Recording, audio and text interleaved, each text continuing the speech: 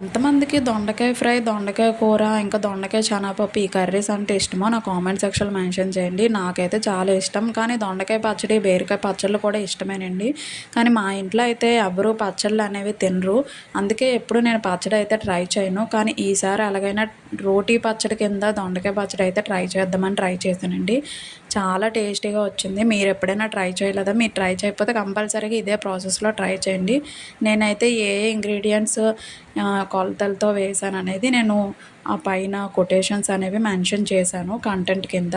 మీరు దాన్ని ఫాలో అయిపోతే చాలా సింపుల్‌గా రోటీ పచ్చడి కింద మిక్సీలోనే మనం ఈజీగా ప్రిపేర్ చేసుకోవచ్చు. ఎటువంటి వాటర్ యాడ్ చేయకుండా.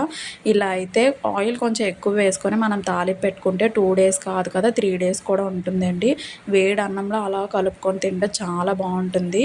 ఎంతమందికి ఇలా పచ్చడి చేసుకుంటే ఇష్టంగా తింటారనేది కామెంట్ సెక్షన్‌లో మెన్షన్ చేయండి. వీడియో నచ్చినట్లయితే like, share and subscribe friends.